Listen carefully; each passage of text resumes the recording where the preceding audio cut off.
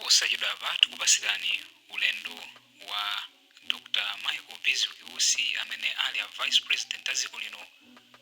Ulendo wawo opita kukacheza ndi mkulu wa ACB kapena kuti Anti-Corruption Bureau.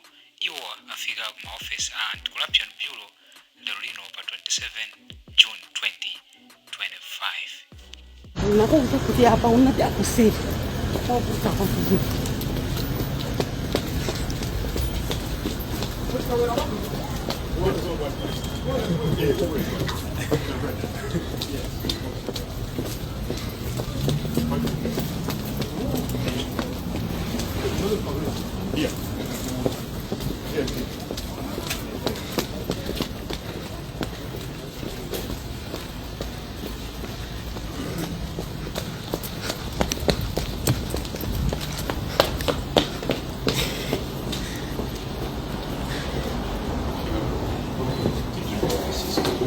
Section de Bolívar.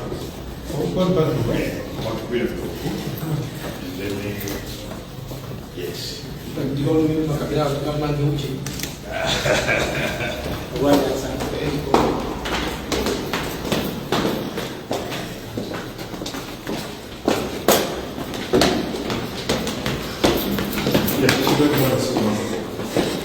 think that's why people make mistakes.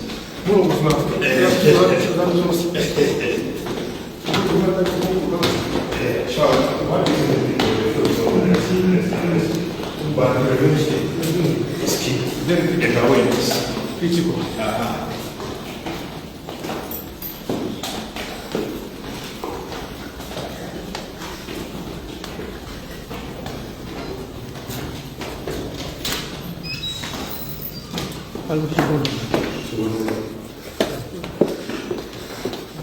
First of all, you go to notice.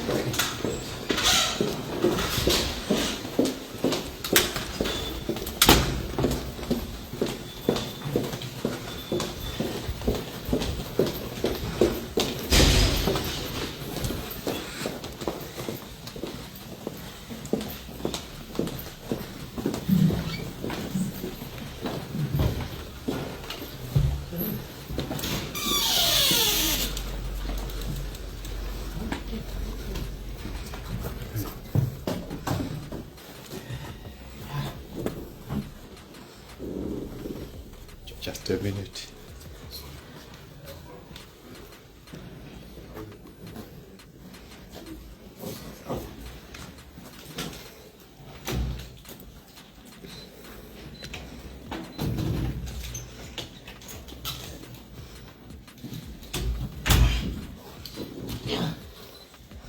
Thank you.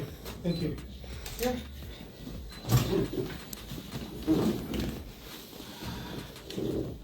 How's work? No, work is fine, but I was not expecting you. Yeah. Yeah, we should expect the unexpected.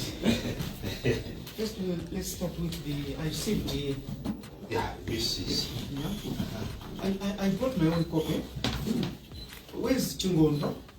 Chingondo should be. I have my copy. Okay. What did it take me through? Is I just want to understand your plans. Yeah. This one is yours. I have mine.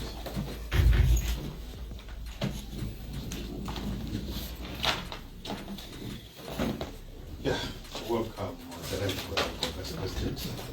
Maybe on record. Mm-hmm. You should be on record, I think. You are the first. Mm-hmm. Even I think the minister, we were receiving the minister, and to us, it's history has been made because the first senior, very senior, to have the Vice President, as I said, that even the minister don't recall received. So to us, I think history has been made. That is to us.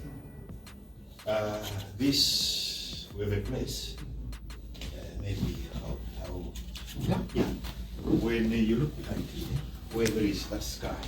Yes. Yes, that building. Mm-hmm. That's where that area 13. Yes. Yes, so behind that building, Mm-hmm. that's where we've got this place where we intend that. Okay. Yes. On that point.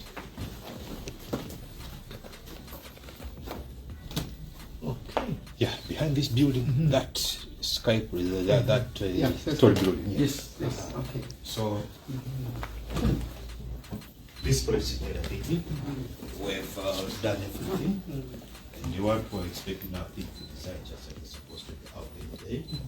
And therefore supposed to guys for the tenders, for the bidders.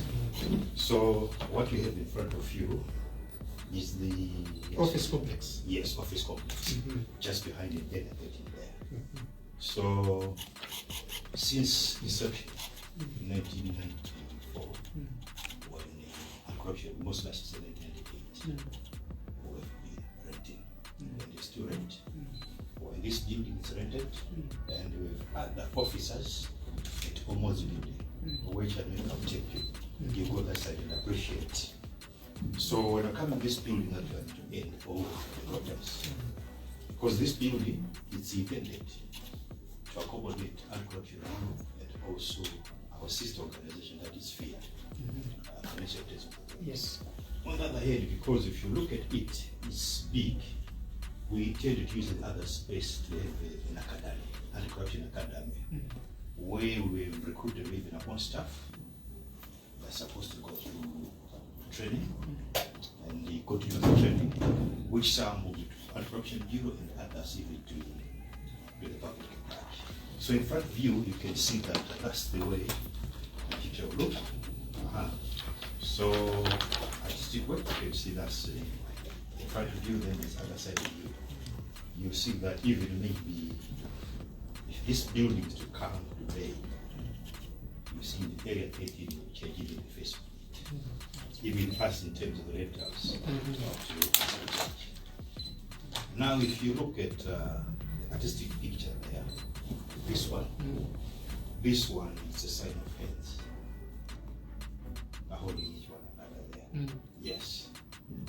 That's a symbol. Symbol to mean to say that the fight for anti-corruption should not be left to one person, but it's supposed to hold hands to fight anti-corruption. So it's at the war side that you see. Yes.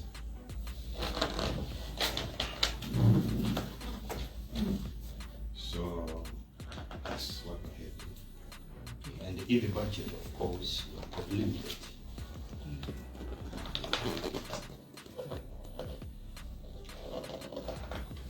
Yeah, okay.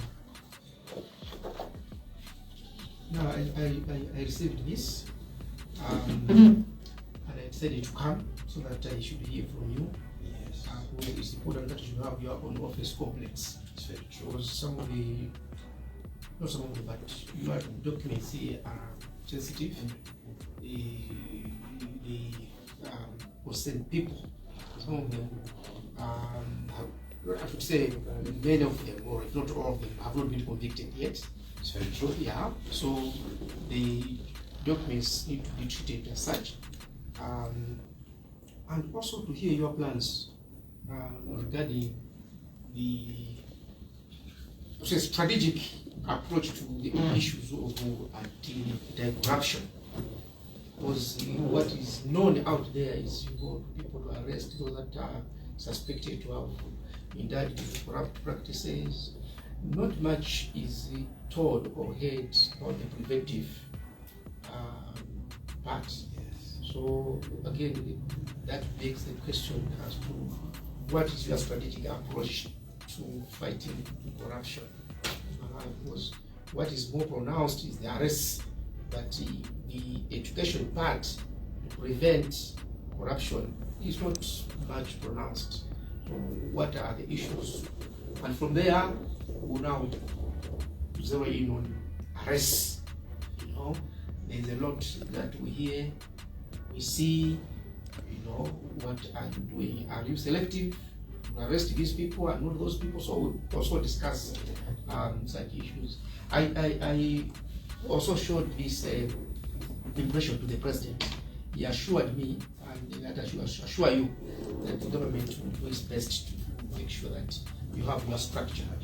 Yeah, this is what we call the anatomy. We are looking at the anatomy, but what is very, very important is the physiology. What is happening inside?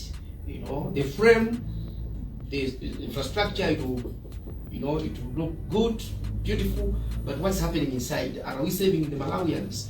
You know, so we are really concerned with the physiology, the functionality, what's happening inside.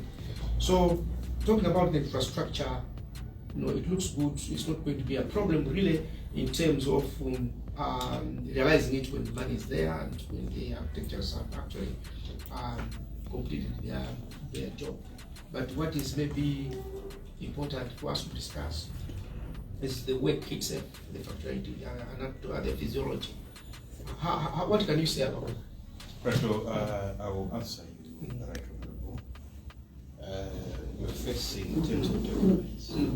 If I take you to Umwazi, where we keep our records, I think I'll take you just to appreciate. It's like you've spoken as though you are the prophet. Because it was last week when we went there, and we said no, in terms of our records are not safe. So we need maybe that room is not safe, we're supposed to transfer them to them. So that's another area that you see that even in terms of security, what was secure. So we feel that coming out of one building, especially big rooms where at least under lock and key and even the password for one to access that will be very difficult. Now coming to the other issue that you were saying, people in terms of arrest and awareness, what we're doing. You know, before you come to digitalization, what about digitalizing the records? Yes. Are you not?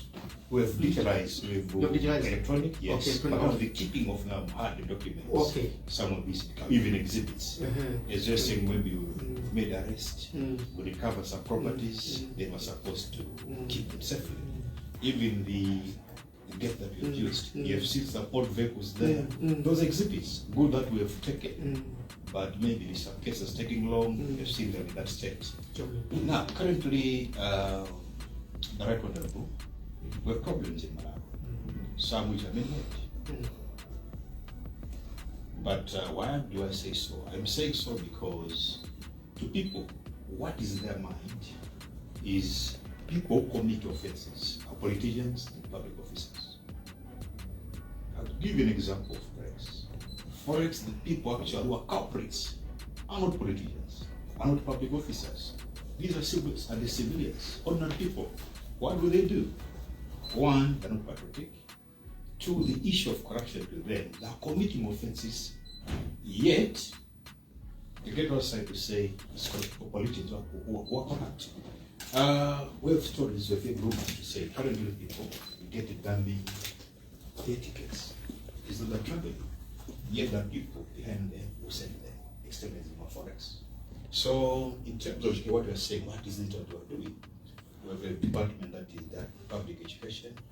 We have a department that does corrupt prevention in terms of awareness. But what we've seen, even we go up here before committees in parliament, we talk about good things that we've done in prevention. People are negative. What the only wants to hear is how many have you arrested. So I normally give you, I think you understand me, because of your background as someone who's done medicine.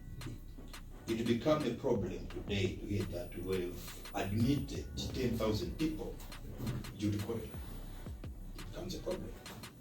The next thing that you want to hear, how many have been discharged? So how many, then you get the numbers, 0. So equally in criminal law and corruption, it should become worrisome to a state where we've been doing a more arrest shows that the system is rotten.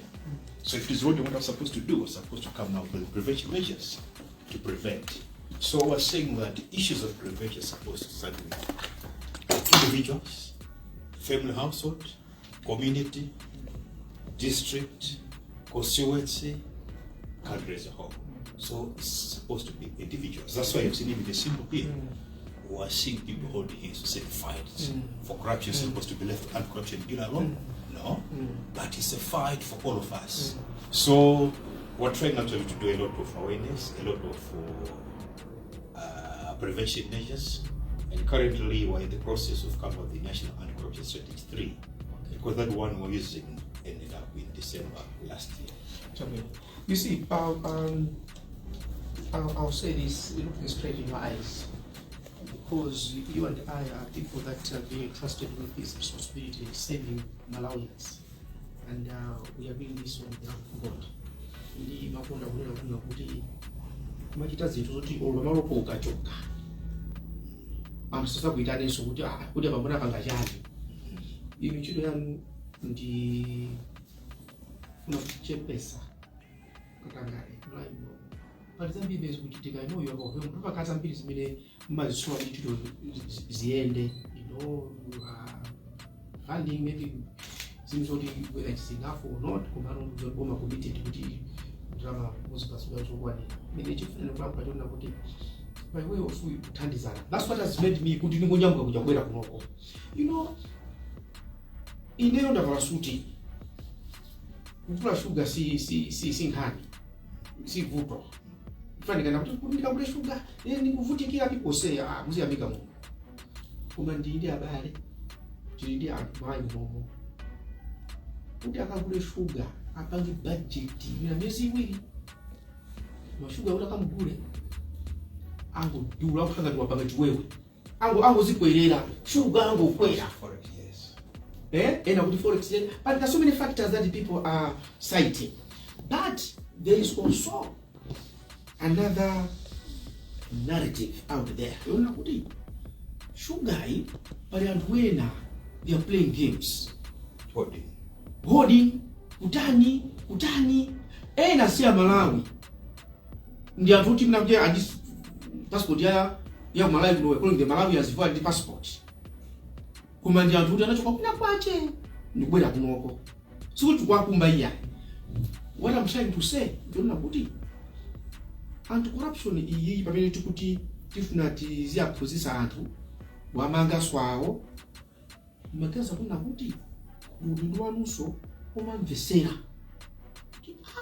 sugar angu wapanga chiwewe angu kwera kodi ku company ko akamampanga sugar ndaba zingati kodi awa amene amamgula kuti akakulisa nzalo ndalama zingati kuchoka hapa wholesale kupita ku retail ndalama zingati na tikapanga follow kumena akupangidwa production ukafika kwa awa amene ali ma distributors iwa ndikafika ku retailers uku so kumene kumakhanyidwa anthu kumene anthu amakavutika kuti akule sugar. The devil has hidden between ku production iku ndikafika kwa mtu amene akulira uku na topanda maina sana lakwe just because some people think apapati pange ndalama ngati mkampeza uyu has got an explanation ampasira uyu ndikasema ngolemera kwaoka nditi pati kupempheni because you and I are paid to think. Iniyo ndi nechito zathu sizokesa tukuta lake la mtu. You and I are paid to think. Now because we are paid to think, I would have loved to see kuti unoko SCB you're also thinking outside the box. Kuti chikakhali sipana bwere official complaint kuma bwinga amalawi yimso mudela baliani kuma ngovafungo kuti sugar kudula chikuchitika ndi chani, dive into that. Fertilizer imwe ifeyo tinalembedwa akuti fertilizer anthu ndalandira ine fertilizer sinalandire, dive into that. What I'm trying to say is pasama khale ena ache uoneka ngati kuna kuti awatu mune mwachatu opya ifadona kuti inu muzafa noka ine ndizafa ndeka, you be your own coffin noka kanisilamu mujaneza yeka manda mgrevu ndeka azizanga onse kandi maopa ndani manda musazalwa ndine mkofi zalwa ndine. Kuma if we work for God, we will not fear anybody. We will go after anybody as long as wala kwila malamulo. Sugar, just an example, sugar upangi ndoto malai mungu kuma wapenga tu mtengo. That's true. Liko tuka ndwa ni boma but boma lo siri kupita panga nao maujini mahosero kapenda kubaritero is people makamba anfanja kuti ena they're not politicians but they know kuti otukwanidwa ndi andale vipi mungu odia basi noka kumango odia noka basi right so chifukwa ifeyo ndindo watu ndikwateteza iwowo kuti anthu asapange exploit. Ndende mati ndipemphe kuti nkani ya sugar talowelerapo dig deeper tione kuti kweli chikuchitika ni chani. Ngati mtengwanyo ndi omwewo zinenedwa bwino zimveke, but there are these issues ubana kuti sizoona mtengwa sugar uku kumanguti lero sugar forex chani mukabana kuti forex akupangisa kupenga si atsu amene ali mboma amwe kadolemera amangeni.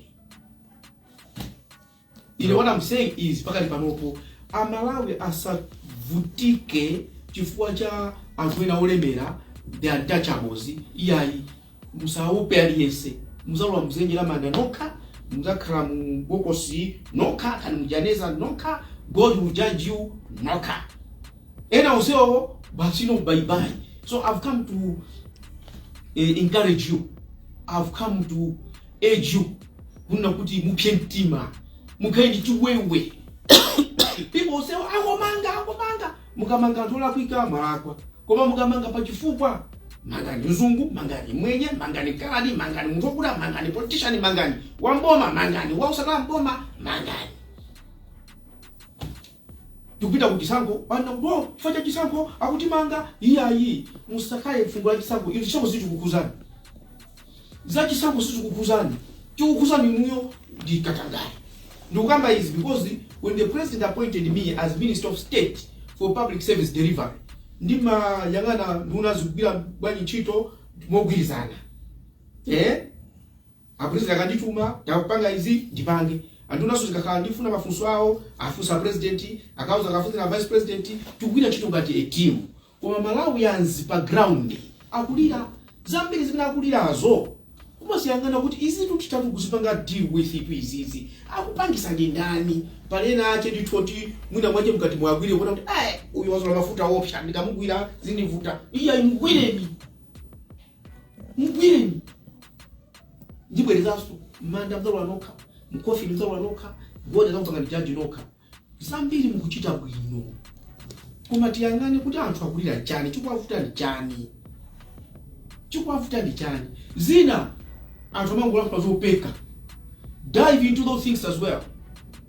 Ndikuna kuti aikani siona tafufuza zeti chonchi ndani minaje kungozi yangana chifukwa chona kuti sizimakoma kumaja mfuku panopo neba luko kwa mukuyangana. I mean if you really fear God sizimakaza nde zinaza ndiona kuma ndimati nkhani ya sugar sugar siti kugula kutali tire momu tuchita ndichani amangeni ngara apa amangeni no bwana you know what person go and we're not getting that chaduro sona meeting ina yake ndi makamba so kuti exception for the past 2 years you chifaja kuti even effect kama pita ni mautenga kwa muntu okuti wachoka kangana ndi sugar huko sana mgwireso sanga mbotengwa kwa watu wako no sanga chimanga kulibe mwina afuna argument apite sanga ambe wanjara sanga so ngapeza kuti due to this some of these factors mukapeza kuti kabi mwedu unanyakatangale kanga tubwera so fecha kuti ma factors ena mukunena ndio inasakubanga so mabwera amatoza kuti ife tipitiriza ilupitirizani pepani kwa maso tanagale kuti ife po manga bwana sitiona kuti mukapara mtundu watu wachipani amapempera kuti chomwe timaone ife ndi malamulo kuti munthu walamulo waponda amangeri ditu walakwa ife tipanga zotero komanso ndingo kuuzambira chimene mukudziwa mukamba kumanga kwambiri mudedwa akupekera ni nkhani zambiri ndabwera kukuza ni izizi ineyo amba kutipekera nkhani amba kulemba zambiri I don't care for choona ndichoona mukamachita chinthu chabwino people will go after you ndiye inu mukangoyamba kukhala munthu woyipa kwambiri pomanga anthu ndinu munthu wabwino do it. Ine ndimanda kuti my job is to do my job. My job is not to keep my job. The one that keeps your job is amene kulemba ntchito bwana ineso chimozimozi ni Mulungu wakumwamba mugwire ntchito musaope munthu. I've come here to assure you bwana anali nawo president pamene timaona ichichi chino za anti-corruption tikuziyandikira koma what we are saying is anthu akumamvesa chisuna kama dandaula tutina shuga bale shuga akupanga za shuga otu wavule milatu ena kuteka kukamusunga sugar ndiye poti mazoti corruption ndi poti you know the definition of corruption. There's no universal definition. People have not agreed as to what the definition of corruption is. But from our context, we understand the corruption. We don't have to be bogged down by those academic definitions. You know, need to be a chito. Tina so, John Lagude. Amalawi timakamba zambiri magaza kuti akatangalira andale okha iya ma NGO kuyangane musu ile nacho la NGO nali kwa so amamela ku NGO azabwera so mboma. Now if we do not go after them ndi kuba kumene ngakhaina ko kumene koko azachoka nako kulona ku mboma. Even in my church muliso lwakuba ngato sabaka nawo deal amene wonso azachokamo bwera kuti after all anthu samene tili mboma atunachokera enda ma NGO tili kuma charity tili mafumu even ndi andale chimanga chomwechi gawira ni chimanga anthu ovutika chimanga talemba nani mupeza muna kamfumu kena angolemba abale acho ukauka olandirawo the privileged osauka opanda maina kumva kankhani kamene koko olo katakhala kuti ati kuti ukuku ndikakundi kankhani kakang'ono corruption palibe kene kakang'ono kaigwire ni mfumuyo mukapa bwanji nkhani ati taya sanko inoyo iyayi kufa nditakufa ineyo before my elections.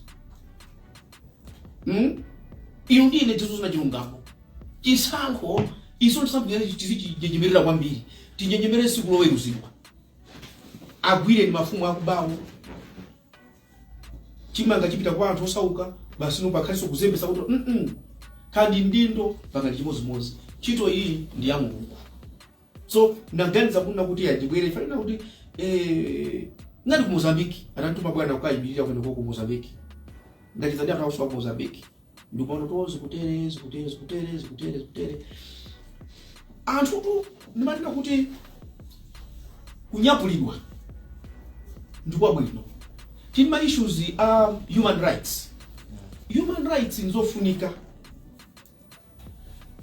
osachosera inuma zo malamulo kuma sukuli chimono human rights chimono democracy human rights tazina kumakhala kumayang'ana kunena kuti iyi ziku lathu kuti liyende bwino chimene tikufuna ife kwenikweni ndi chani ofuna kukutumulidwa akutumulidwe malinga ndi malamulo. I'm saying this because ndikuona ngati kuna kuti timazembera so kuzama human rights kumachani kumaononga dziko. You don't be tied down bila nchito mangani phunzisani anthu amve kukoma nkhani ashugwa ndikubwereza imene yoyo ndithu ndikonda mtamva report kuti kodi chachitika ndi chani sugar yi kumena kuchalo mabanga sugar mupiteko mukafunse sugar mkapanga production ya mkamatulusa ni ndalama zingati musate mkafike kwa hostel iwe unakakula ndemo mautukuku panopo sabule forex to sugar kujukira kuchalo akusoma lipati apapa watuka kutafikira wampanga ndalama zingati kuhosera kumpanga ndalama zingati fa kuhosera kwa kama kupalitero akumakwera mtengo fa kuti pena pacha pa kuchitika zina zake lapota nani nditu nani nditapota nani nchino I am directing you mupite kufuga kumukako kutule muone No bwana ndatuoza kenezo tipaka iziko mugaramora ife tripo bura chitoyo manena kale makamaka kuti timafunsiwa sugar yo afuna so forex ndifunso rovuta kwambiri kuti tiyape komabe manakale kuti pali ma certain players chifano kumbukira 3 weeks ago mama nanda phone kwa mkurumina kwa blanda tandiri chaku akamba blanda sidamina mabe bwana sugar zikuoneka kuti safuta.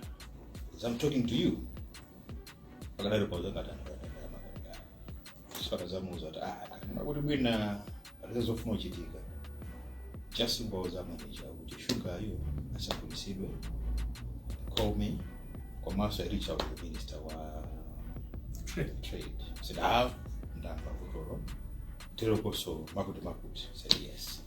So manena I think tamva ife tichitako kale chito yatenda kale kuti iliponso to prevent. So pofuna kupanga prevention measure tizaisesa, pofuna kupanga investigate tiesesa, pofuna kumanga to prosecute tipanga. Ma results ake sikale mamvaso komanso ndaonaso kuti pomwe tikuyankhula akumvaso kunjako kuti zikachitika zaziwasonkhanicha komanso ndikozonenanso kuti sinkhani ya shuga ikhayo koma ninkhani kuti our service delivery wana sili tipite mchipatala ukapeza kuti sizili so ninkhani ine kuti zimatiwawa koma nthawi zambiri ndikopereka chitsanzo ziwiri za kuchipatala pabwaira ulendo wina wake mayi wembekeza anapanga referral kuchoka kuko upite kulo wafika anauzidwa dia inu tu mufunika siza anditani kwa dia msalipite komweko 30,000 kwa chama basi ndio matiribi ambapo tubosako kwa dia atafuna ndara amwana ngatozocheza koma wachipatala ucha anaibisa dine sisi ndateke motsiriza kwake maji anakisema na tabia na utina manga pele office kamanga headline small fish sana kusema wakabasa anotaka mara tatu figa kutawi yote from theater sabia following day theater sabu 30 days sabu kita 1 week 3 weeks sabu kita udama mbuyo kita kujilika ndijana apeleka ndara uzapanga kumanga small fish so mkaona kwambiri ndiza kuti antu wa great tombo if sex delivery yatu tikesi ya rope and that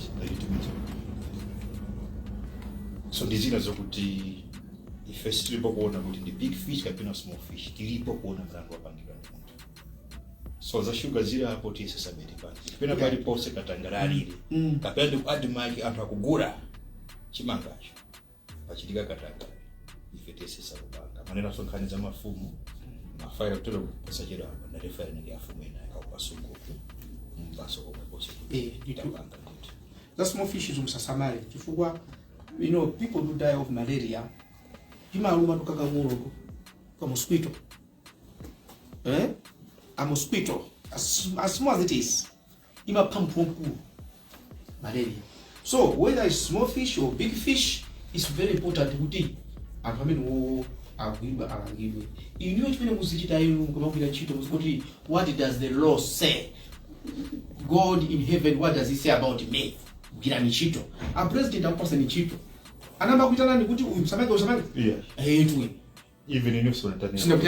So if the president has never called you kuti uyu msambange, ine sina kuitana nini? Who else? Ndio vuto lilimu kakwizingeni akakopyezani weyayi upanga ndikuchosa chitwa iniyo ndi muno ndani chosa chito akuti uyakwati chosa chito akuti chakuti chakuti chifwa sometimes imopyezedwa kuti ndi anthu opanda ntchito mgwire ntchito dziko ili kufunika anthu amene kwathuko pali chichewa pina chovuta kuti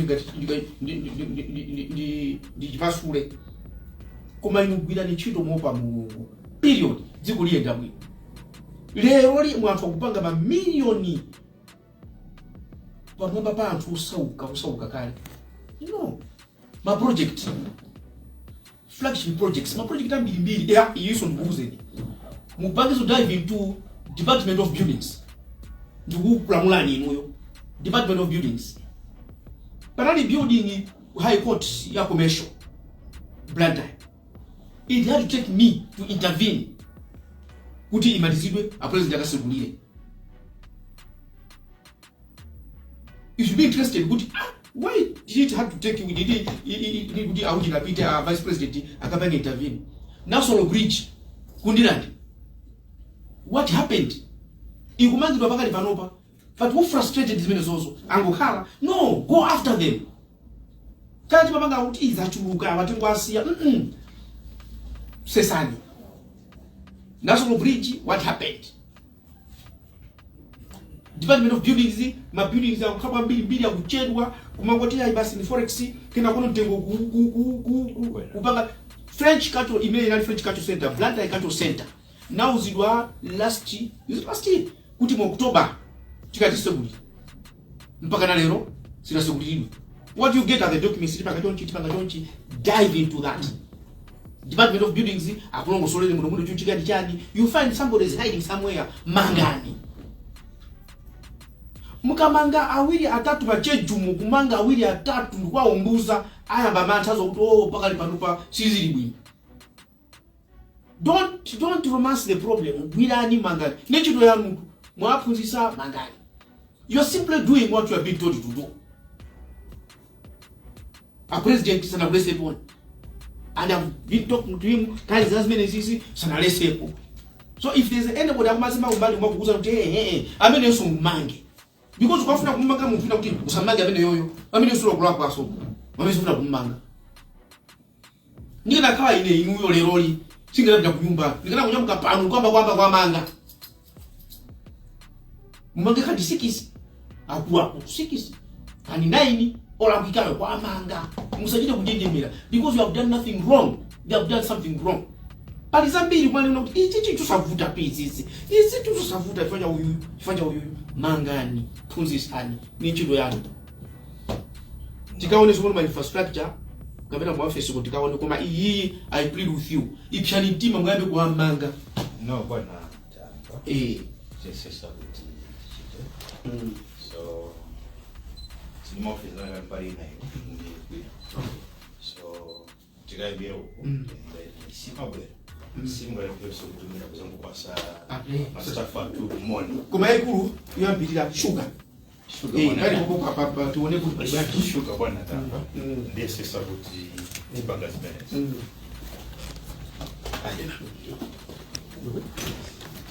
Kidogo. Super note. Hadi kile kumando wale sasa.